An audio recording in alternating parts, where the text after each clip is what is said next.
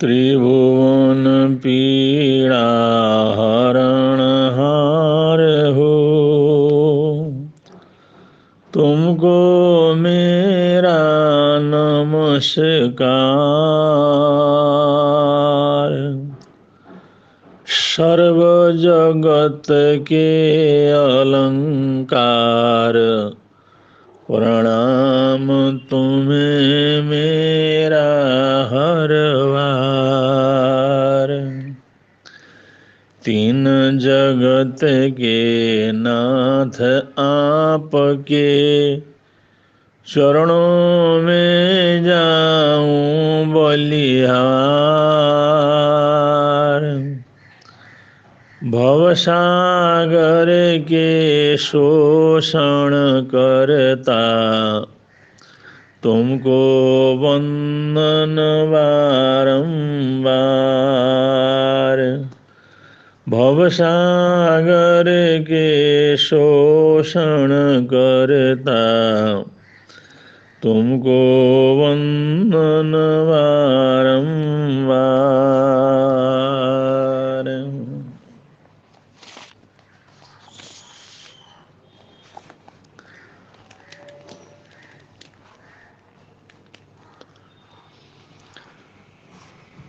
बहुत बार हम ऐसे आदर्श पुरुषों की कहानी सुनते हैं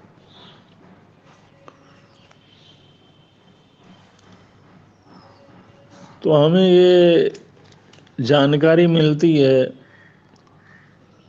उन लोगों ने अपनी कमियों को कैसे खूबियों में बदल दिया।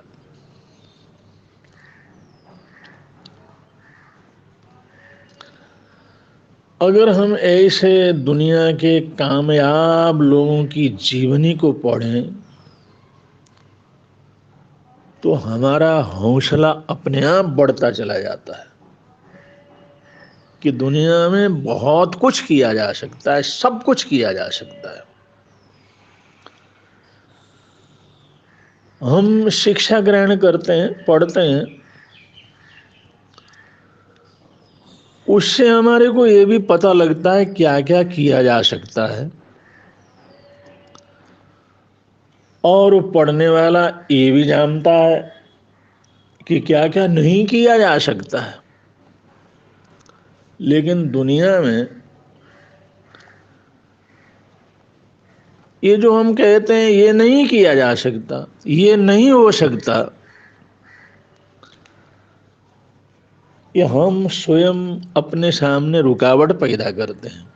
क्योंकि ये तो हो सकता हमारे को जानकारी नहीं है, लेकिन हम शिक्षा के माध्यम से ये नहीं कह सकते भाई ये चीज नहीं हो सकता।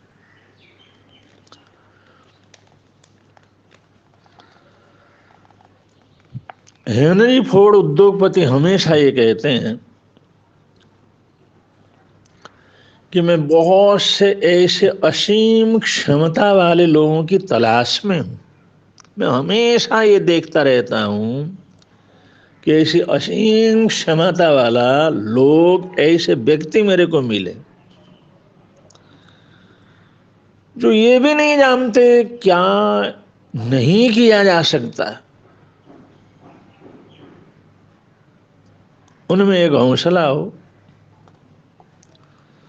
जो नहीं किया जा सकता उसके लिए भी कुछ सोचने की ताकत हो। एक सी क्षमता वाले लोगों को मैं ढूंढता रहता हूं, और यही मेरी सफलता का सबसे बड़ा रहस्य है।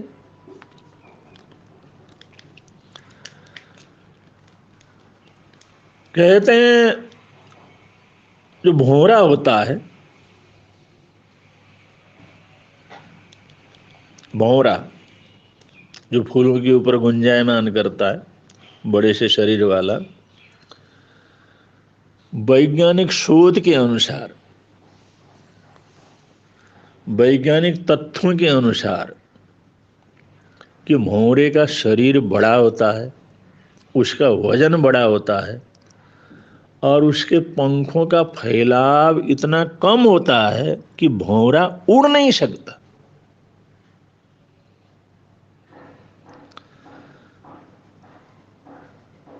वायु गतिका का जो सिद्धांत है उसके अनुसार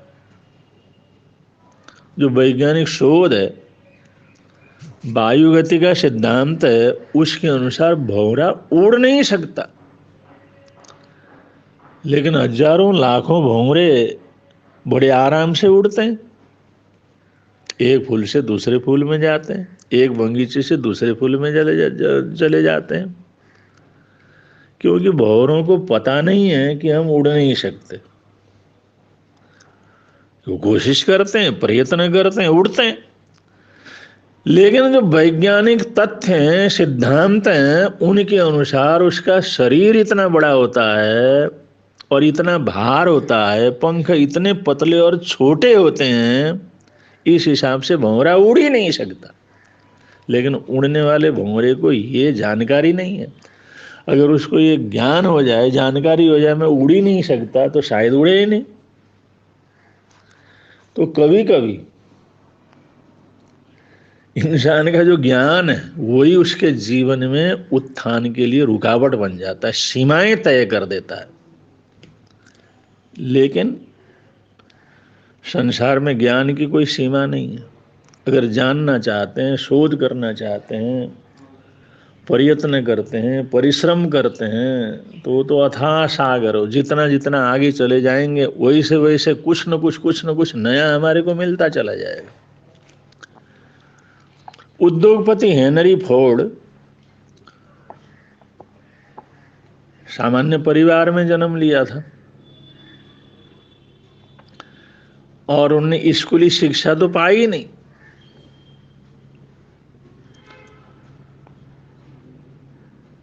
वो 14 वर्ष की उम्र के बाद तो स्कूल गए नहीं, लेकिन होशियार बहुत थे, समझदार बहुत थे। तो उन्होंने धीरे धीरे अपना कारखाना तैयार किया, काम शुरुआत किया, बहुत से लोगों को उन्होंने काम दिया।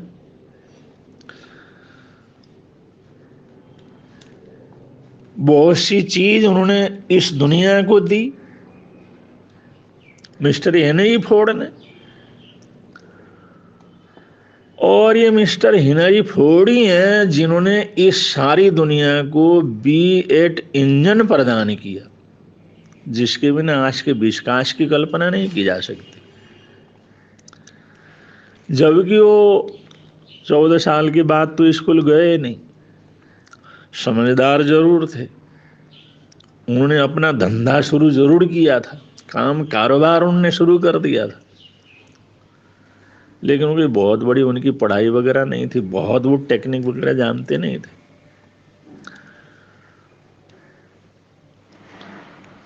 उनके मन में 8V इंजन बनाया जा सकता है, ऐसी कल्पना आई कि जो 8V इंजन जैसा होगा, जैसा काम करेगा, वैसा इंजन बनाया जा सकता है।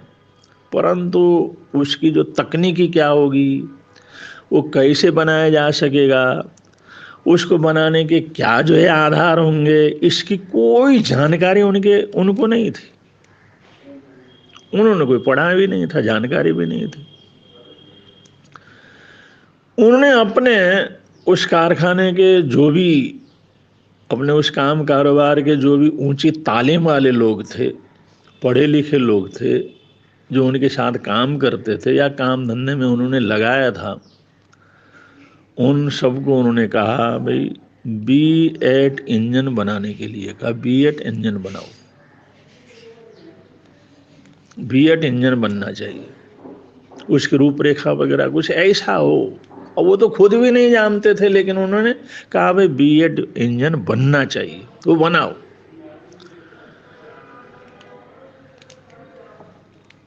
उन पढ़े लिखे लोगों ने, कर्मचारियों ने बड़ी मीटिंगें की, बहुत कुछ सोचा विचार किया और हेनरी फोर्ड को बतलाया, इसमें ये हो सकता है, ये नहीं हो सकता, ये होना मुमकिन है, लेकिन ऐसा होना बिल्कुल मुमकिन नहीं है। और जैसा आप कहते हैं V8 इंजन की बात, ये तो होना मुमकिन है ही नहीं, ये नहीं बनाया जा सकता।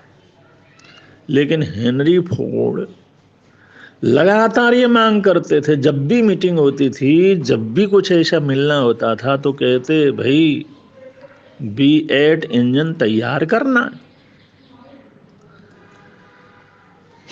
और वो लोग उसी बात को दोहराते थे।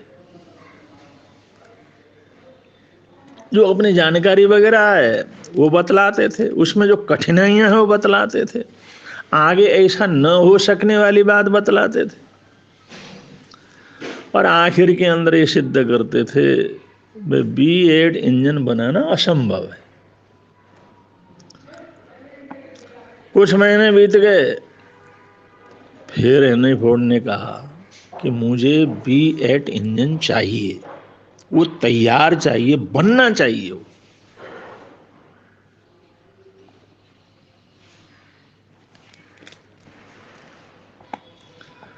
अब जब कभी भी ऐसा मीटिंग होता, जब कभी मिलते, तो उनका एक आग्रह रहता था कि B8 इंजन तैयार होना चाहिए, मुझे चाहिए, कैसे भी बना करके दे दो।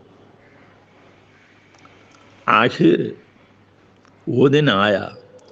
कुछ समय के बाद उन्हीं लोगों ने, जो लोग तरह तरह से पूरी तरह से सिद्ध करते थे कि B8 इंजन नहीं बनाया जा सकता, ये असंभव है, ये संभव नहीं है, नामुमकिन है, वही लोग वो इंजन को तैयार करके ले आए।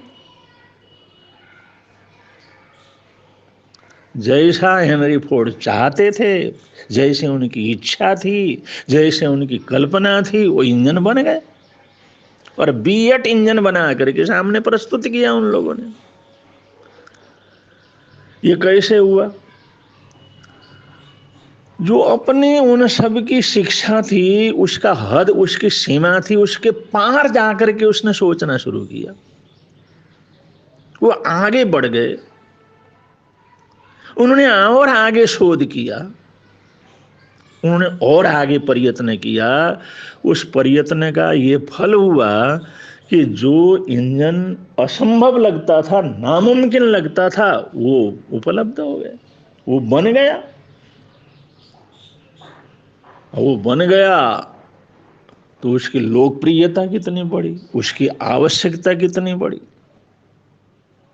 उसका उत्पादन कितना बढ़ा,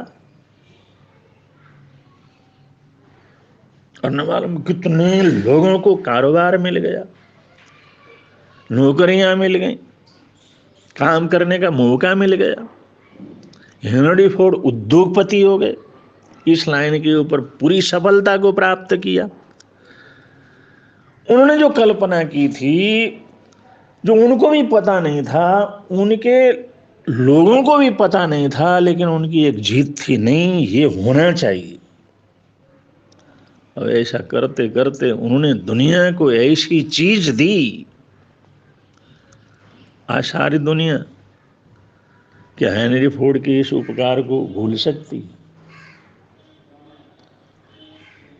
उन्होंने दुनिया को ये जो चीज दी है, क्या इसको कोई भुला सकता है? तो इस दुनिया में हम अपनी पढ़ाई लिखाई की हद से आगे जाकर के भी कुछ न कुछ पा सकते हैं, कुछ न कुछ कर सकते हैं, कुछ न कुछ बन सकते हैं, कुछ न कुछ नई नई चीज जो दुनिया के अंदर है ही नहीं, कोई कल्पना नहीं कर सकता, उसको भी सामने ला सकते हैं। ऐसे ही साधना के क्षेत्र में भी है कि हम साधना करते करते, आराधना करते करते, अपने आप को बदलते बदलते, अपना मॉडिफाई अपने आंतरिक रूप से करते हुए उस अवस्था को भी स्पर्श कर सकते हैं जिसकी हमने भी कल्पना नहीं की, जिसके लिए हमने भी नहीं सोचा। उस अवस्था को, उस आध्यात्मिक उन्नति को, उस आध्यात्मिक धरातल को भी छुआ जा सकता है जिसकी आज हमारे कोई कल्पना नहीं है। लेकिन करते रहने से, आगे बढ़ते रहने से सब दुनिया के अंदर संभव होता है। इसलिए महापुरुष कहते हैं कुछ न कुछ आगे से आगे बढ़ते रहना चाहिए। इन्हीं मंगल कामनाओं के साथ, सद्भावनाओं के साथ आज के वक्तव्य को विराम देते हैं। बोलिए भगवान महावीर स्वामी की जय।